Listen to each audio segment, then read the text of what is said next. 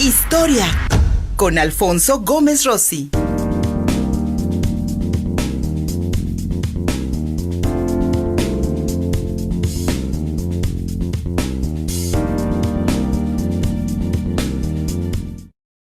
Todos los lunes tenemos una cita con la historia y con el doctor Alfonso Gómez Rossi. Amigo, bienvenido, buenos días. Hoy para que hablemos de la toma de protesta de Theodore Roosevelt, que allá en 1901 se convertía en el 26º presidente de los Estados Unidos mexicanos. Un personaje bastante singular, incluso por sus safaris y por sus excursiones que, por ejemplo, hizo al Amazonas. Pero cuéntanos, ¿qué significó Theodore Roosevelt para la historia norteamericana, mi querido Fofi? Buenos Sí. días. Hola, buenos días. Una aclaración. Estados Unidos de América, no mexicanos. Ah, En perdón. ese momento era presidente Porfirio Díaz, ¿no? Se me fue ahí Estados Unidos de América. No te preocupes, Exactamente. Y pues no te sí, preocupes. era contemporáneo de Porfirio Díaz. Exactamente. De hecho, va a tener un impacto su presidencia sobre Porfirio Díaz, porque en su presidencia ocurre lo que se conoce como el pánico de 1907, que creó una situación económica adversa en Estados Unidos y en el mundo y afectó a México en 1908. Y dicen algunos historiadores que es la causa de la revolución, uno de los antecedentes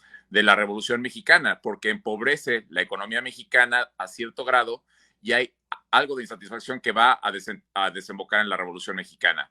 Pero en un día como hoy, Theodore Roosevelt toma protesta como presidente. Es el primer presidente estadounidense que va a tomar protesta en un automóvil, lo que simboliza la modernidad que trataba de representar este hombre. Ahora bien, aparte del pánico de 1907, también va a ser importante para la historia de Latinoamérica, ¿no? ¿Quién era esta persona y por qué es importante? Bueno, después de Abraham Lincoln, es el presidente republicano más importante de la historia de Estados Unidos. Y también es uno de los más interesantes en el sentido de que cuando pensamos en el Partido Republicano, generalmente pensamos en personas que son muy religiosas, muy conservadoras y muy interesados en proteger el capital de los grandes burgueses. Pero en el caso de Theodore Roosevelt, lo que encontramos es a una figura que llega al poder con una promesa de reformar la sociedad de Estados Unidos y de hacerla una sociedad progresista. Ahora bien, ¿a qué se refería esta política progresista? Básicamente, Estados Unidos vivió la segunda revolución industrial a partir de 1865. Esta segunda revolución industrial se caracterizó por crear una burguesía muy rica, entre los que recordamos apellidos como los Vanderbilt, los Astor o los Rockefeller, y una clase baja muy pobre, ¿no? Entonces vamos a ver que las injusticias que se van a dar durante los últimos 25 años del siglo XIX van a caracterizarse justamente por violencia contra los obreros y por la lucha de los obreros para conseguir ciertos derechos. Y lo que Theodore Roosevelt y el Partido Republicano de esa época van a hacer es empezar a luchar para que a través de la legislación se haga una sociedad más justa en la que se limite el poder de los burgueses y se incremente el poder del proletariado. Ahora bien, estas no son políticas exclusivamente de Estados Unidos ni de Inglaterra. En realidad las estaban copiando de políticas instituidas en Alemania por Otto von Bismarck, y la finalidad de esto era justamente luchar en contra de la revolución comunista de la que había hablado Marx. Entonces podríamos verlo como una estrategia por parte del gobierno estadounidense para darle mayores derechos y beneficios a los obreros, o podríamos verlo como una manera de paliar esta revolución proletaria que tenían miedo de que fuera a ocurrir a principios del siglo XX. Ahora bien, él va a ser muy importante también en la historia de Latinoamérica, porque él va a ser el responsable de la política del gran palo, ¿no? Suena como albur y probablemente tiene connotaciones freudianas en cuanto al falo del presidente, pero la política del gran palo era para Estados Unidos y para el presidente en esa época. Los países de Latinoamérica eran niños inmaduros que necesitaban ser disciplinados a través de la violencia física, y eso se refiere al gran palo, ¿no? El palo servía para castigar. Entonces, lo que vamos a encontrar es que Theodore Roosevelt va a ser responsable, primero, de que se termine la construcción del Canal de Panamá. Pero recordemos que el Congreso de Colombia no dio el permiso para que Estados Unidos terminara el canal que habían comenzado una compañía francesa liderada por Ferdinand de Lesseps. Entonces, Estados Unidos decide de manera unilateral apoyar los movimientos de independencia de Panamá, de Colombia, para que se independice Panamá y le dé el derecho a los Estados Unidos de construir un canal que además fue una zona norteamericana hasta hace 20 años, ¿no? Fue un protectorado estadounidense. también va a ser responsable de la guerra entre España y Estados Unidos. Esta es conocida como la Guerra de 1898. Ahora bien, en ese momento él no era presidente, él era, según subalterno del ministro de Marina de Estados Unidos, y Cuba se había estado tratando de independizar de España desde 1868. Pero durante 30 años, los rebeldes cubanos no habían podido conseguir la independencia.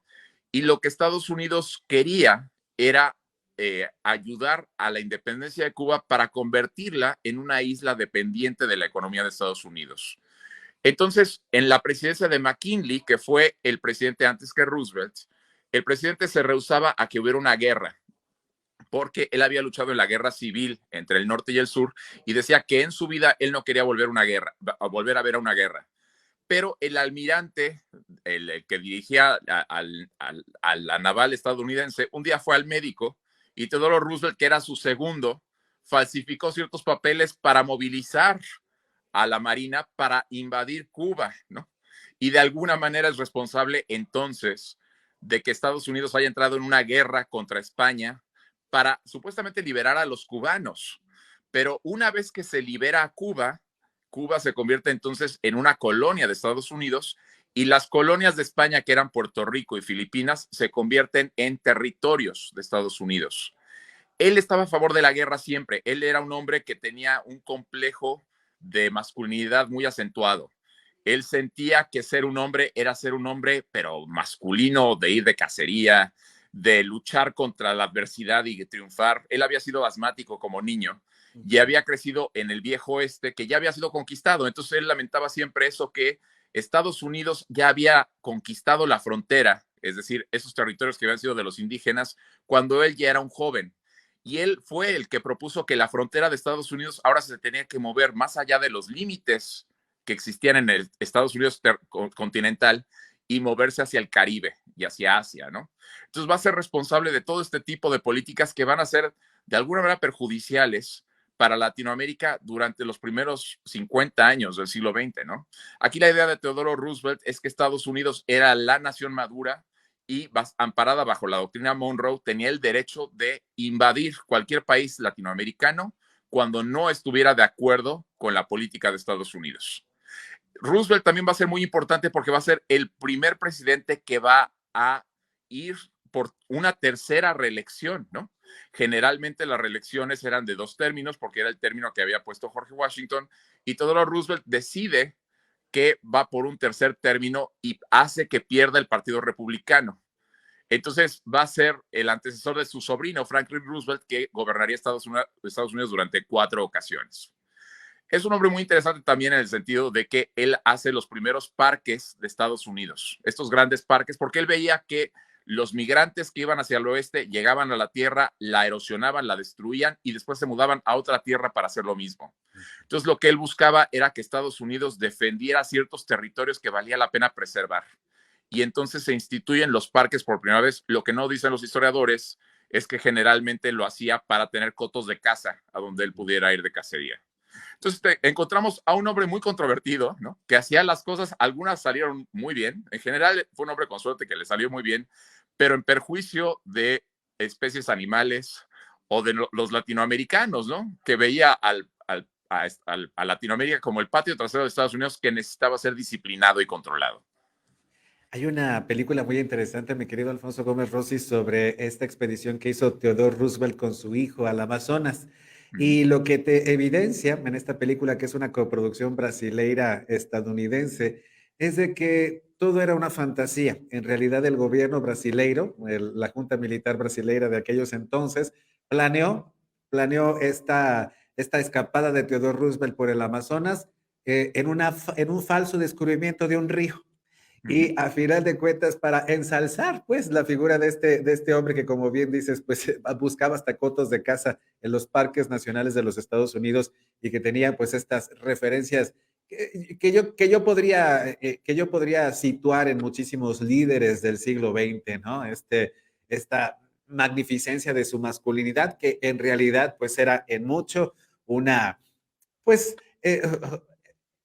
vaya, presumir en realidad lo que no tenían, ¿no? Que era, pues, que no tenían esta capacidad como para descubrir un río, pero al final de cuentas el poder económico y político que tenían les permitían estas y otras fantasías, mi querido Alfonso Gómez Rossi. De hecho, sí, hay un libro muy interesante sobre este tema que habla que la masculinidad estadounidense estaba en crisis entre 1890 y 1914, ¿no? Porque ya no había una frontera que conquistar. Entonces los hombres de esa época empiezan a fundar organizaciones como los Boy Scouts con la idea de formar hombres, ¿no? Que se enfrenten a la rudeza de la naturaleza, pero en realidad ya eran criaturas urbanas, ¿no? Ya estaban alejados de esto. Y Roosevelt representa justamente esta crisis de la masculinidad estadounidense. Interesantísimo, como siempre, mi querido amigo. Muchísimas gracias por haberte conectado, como siempre, estos lunes con nosotros. ¿Dónde te encontramos para no extrañarte una semana, mi querido amigo? En Twitter, @Fofi5. Gracias al doctor Alfonso Gómez Rossi y gracias a todas y todos ustedes por habernos acompañado en esta emisión. Así iniciamos la semana. Mañana, el miércoles, el jueves y el viernes, por supuesto, aquí estaremos. No te olvides de darnos un me gusta en YouTube, también en Facebook. Síguenos en @ContigoPuebla en Twitter. Visita www.contigopuebla.mx, escucha nuestro podcast y, por supuesto, síguenos en Instagram. Muchísimas gracias a Gustavo Barrientos y a Mariana Bautista en la producción. Soy Luis Fernando Soto. Hasta mañana. Contigo Puebla. Una revista para formar criterios.